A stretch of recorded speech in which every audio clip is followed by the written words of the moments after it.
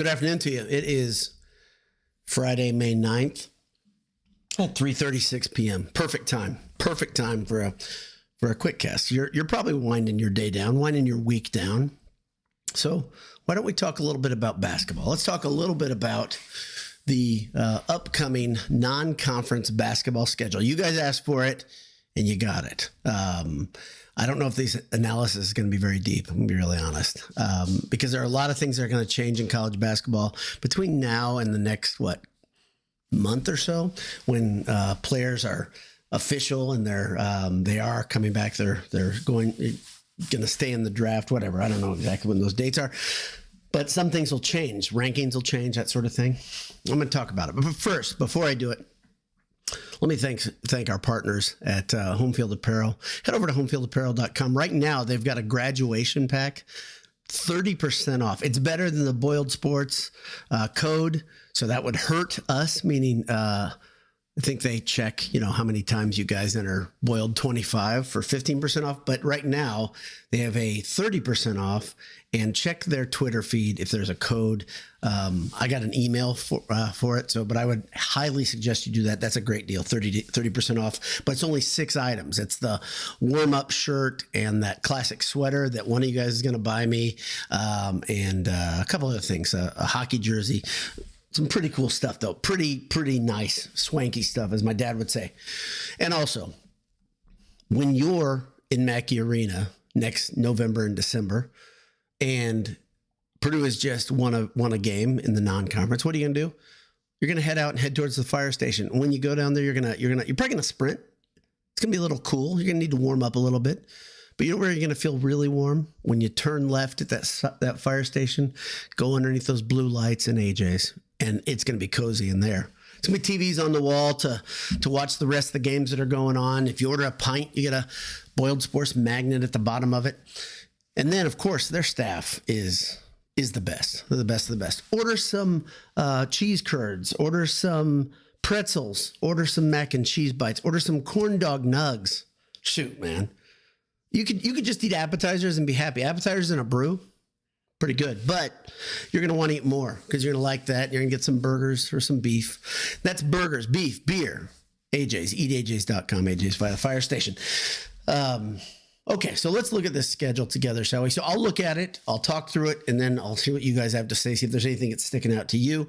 First off, let me tell you guys about the rankings. And I know the rankings do not matter, but they're an indicator of excitement among the media types, what they think about this Purdue team, or pardon me, these teams. Number one, in the rankings that I looked at, Purdue was number one. I used ESPN's very early or way too early top 25, and some other teams that are in this non-conference schedule. I'll talk about them before I even go through the non-con. Kentucky is 11th. Iowa State is 13th. Auburn is 15th, and Alabama is 24th.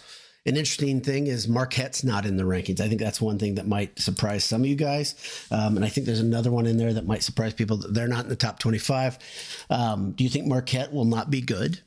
Oh, I think they're going to be very good. And in fact, in the non-con, Shaka has had the ability to get them ready very early. And they play some of their best basketball early in the season, just as a team.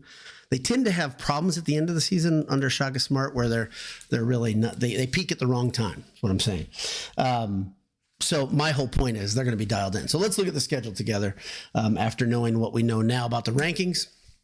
Okay, first off, the exhibition game versus Kentucky. This right away is going to be a good test. Will Purdue win? No. I'm going to tell you right now, they are not going to win that game. I don't know if we're going to be able to watch that on an online stream via Kentucky Sports or how we'll be able to watch it. But there will be a way. I'm sure it's going to come up. It'll raise some money for local Lexington charities, I'm sure.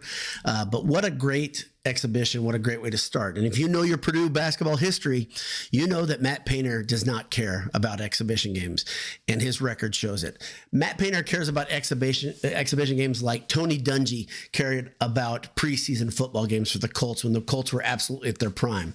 I think he sees them. The best thing a team can do is go and be tested in different situations, really, kick around some of the guys that maybe don't have a chance to do things all that well, mess with the lineups, really get to know the team before you send off into the real schedule. And the real schedule will start 2 games later. First, they got University of Indianapolis. That'll be at home in Mackey Arena. It's another exhibition game.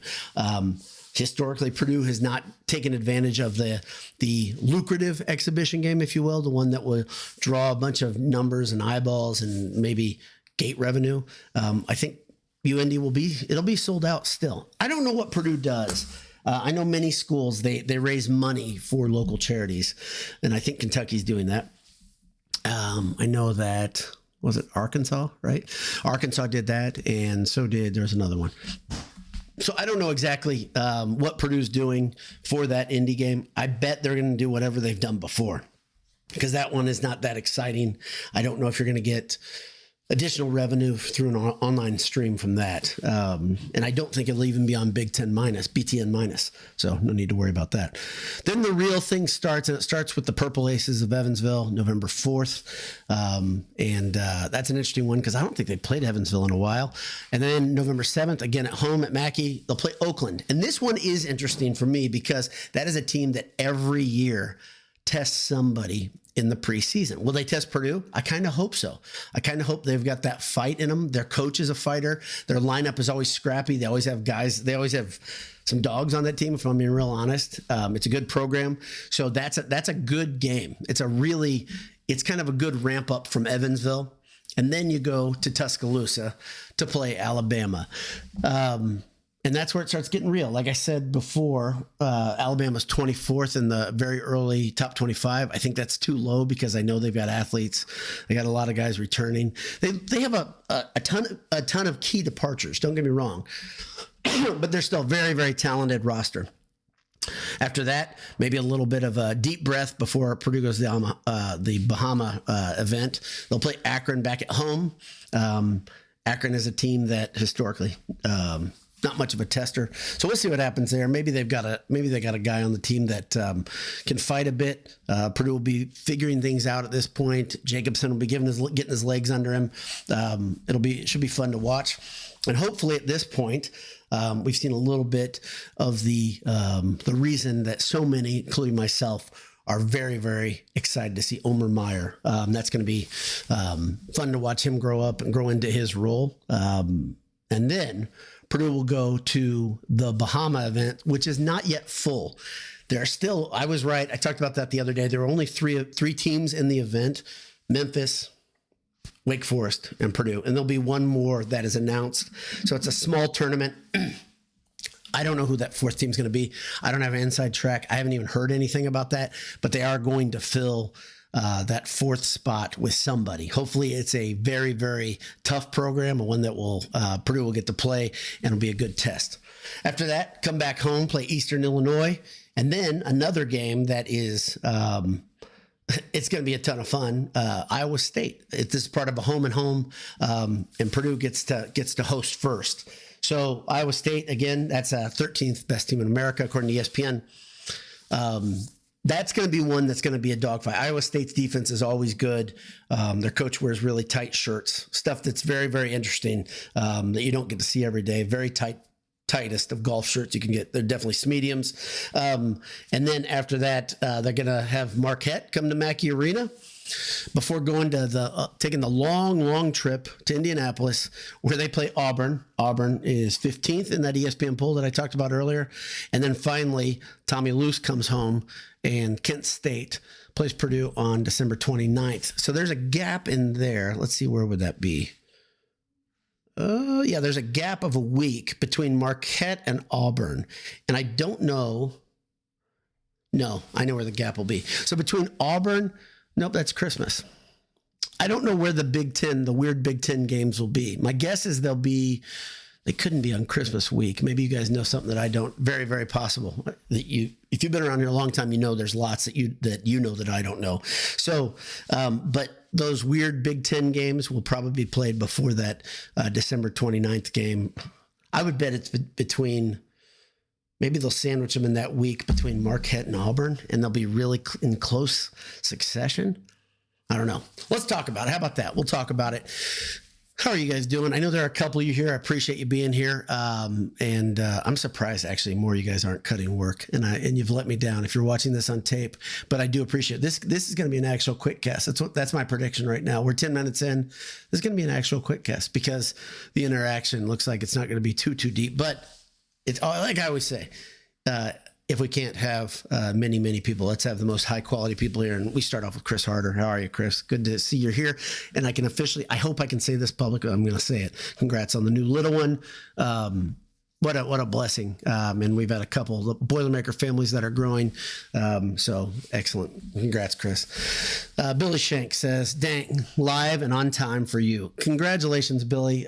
Many strive for that goal, but you've reached it. Adam P, hey there, how are you? Ryan Lewis says, how about recap video of last year? A recap, that's a good idea. That's a real good idea. I'm going to write that down. It's a good idea. Now, will I find that note? You should see the chaos that is my notebook that's always on my desk. But I put it down there. I think it's a good idea.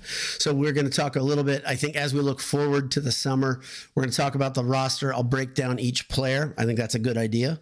And now a recap of last season would be another good idea. And I'm open to suggestions. You can put them in the comments. You can put them here. And I'm listening. Okay. Boiler Bruh 82 says BTFU. I don't even know what that means. I'm kidding. I know what it means, but boiler the heck up as well to you. Karen Grulock says, wow, surprise. Thank God it's Friday. Yeah, it's, I want to do 2 this week because I am not going to be available next week. There is no way, I can tell you, pretty much no way that I'm going to be streaming next week. So you're going to have to watch old tape. I know many of you guys like to dig in deep to the old Boiled Sports streams and enjoy that way. If you do that, God bless you, because you're better than me. Dan says, can't wait for the Big Ten schedule dates to come out. Going to pick one to make the trip out to the East Coast, out from the East Coast. Okay, you're still going to come to Mackey. That's awesome. I think you talked about that a little bit already. That's great. There's some interesting things that are happening that are bubbling under the surface. Michigan and UCLA are both highly ranked.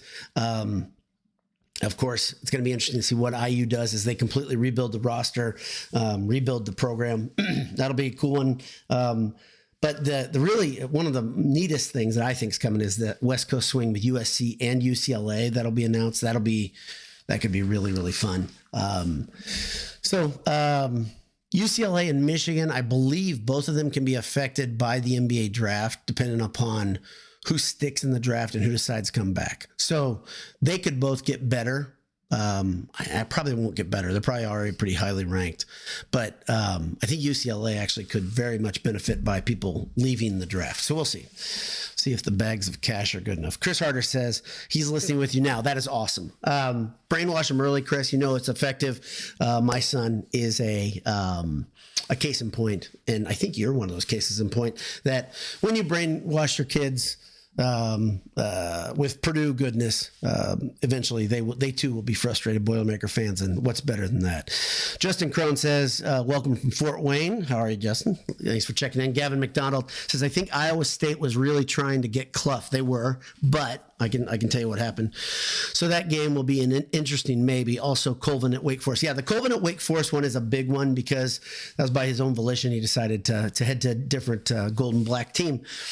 The Clough thing, though, if you watch the timeline on that, what happened was Iowa State got a different big right before. There were a couple people, I believe, that were after Clough, and Iowa State was one of them that publicly talked about it. I believe Virginia was another one that either talked to him or was being talked about. And both of them got bigs right before Clough. And I don't know if it's one of those things where Clough was such a heavy Purdue lean that it was a done deal, or if it was more,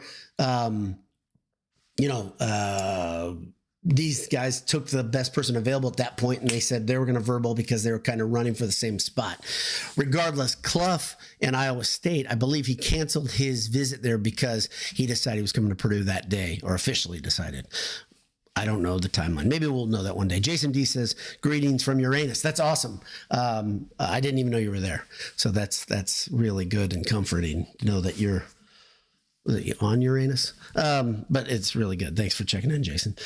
So I think that's it. I think that is it. And that is a true QuickCast. So those of you who say you like the long form, that's good. Today, those of you get the short form, the sub 15 minute. No, it's not going to be sub. Darn it. Slightly over 15 minute, but still a 15-minute QuickCast. It's a damn miracle. God bless you. Hammer down. Talk to you soon. I will be with you something very interesting in just a little over a week. We'll see you.